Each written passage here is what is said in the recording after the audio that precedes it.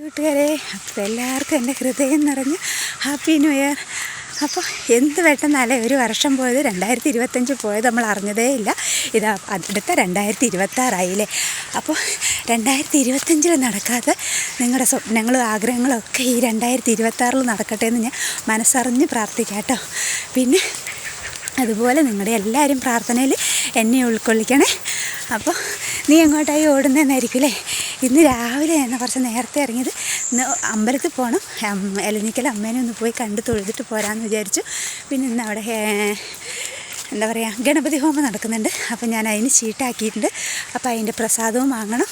ഗീതാ മിസ്സും ചീട്ടാക്കിയിട്ടുണ്ട്. അപ്പോൾ മിസ്സിന് വരാൻ വയ്യ, അപ്പോൾ എന്നോട് പ്രസാദം വാങ്ങിയിട്ട് വരാൻ പറഞ്ഞിട്ട് അപ്പോൾ അതും കൂടെ വാങ്ങണം. അതിന് വേണ്ടി പോവുകയാണ്. ഇന്ന് ഞാൻ ഒറ്റയ്ക്കേ ഉള്ളൂ, അമ്മു വന്നിട്ടില്ല. അമ്മുവിന് മാടച്ചാൽ അമ്പലത്തിലെ ഉത്സവമാണ്. അപ്പോൾ ഇന്ന് അവളെ കൂട്ടുകാർ വരുന്നുണ്ട്. അപ്പോൾ അവർ രണ്ടുപേരും കൂടെ അങ്ങോട്ട് പോവുകയാണെന്ന് പറഞ്ഞു. അപ്പോൾ ഇന്ന് അങ്ങോട്ട് പോയിക്കോളാം അമ്മയെന്ന് പറഞ്ഞു. അതുകൊണ്ട് ഞാൻ മാത്രം ഇങ്ങോട്ട് പോകുന്നു. അപ്പോൾ ഞാൻ അമ്പലത്തിൽ പോയി ദേവിയമ്മേനോട് പ്രാർത്ഥിച്ചിട്ട് വരാം. നിങ്ങൾക്ക് എല്ലാവർക്കും വേണ്ടി ഞാൻ പ്രാർത്ഥിക്കാം. ഈ ഒരു വർഷം നിങ്ങളുടെ എല്ലാവരെയും സ്വപ്നങ്ങളും ആഗ്രഹങ്ങളും എല്ലാം നടക്കട്ടെ എന്ന് മനസ്സറിഞ്ഞ് ഞാൻ പ്രാർത്ഥിച്ചിട്ട് വരാം കേട്ടോ. അതുപോലെ തന്നെ നിങ്ങൾ എനിക്ക് വേണ്ടി പ്രാർത്ഥിക്കണം. ഞാൻ പിന്നെയും പറയാമെന്ന് വിചാരിക്കരുത്.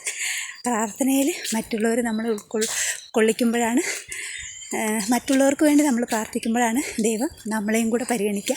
അതുകൊണ്ടാണ് പറയുന്നത്, എല്ലാവരെയും പ്രാർത്ഥനയിൽ എന്നെ ഉൾക്കൊള്ളിക്കണം. അതുപോലെ എൻ്റെ പ്രാർത്ഥനയിൽ ഞാൻ നിങ്ങളെ ഉൾക്കൊള്ളിക്കാം കേട്ടോ. അപ്പോൾ എല്ലാവർക്കും നല്ലൊരു പുതുവത്സരം വീണ്ടും ആശംസിക്കുന്നു. Bye bye.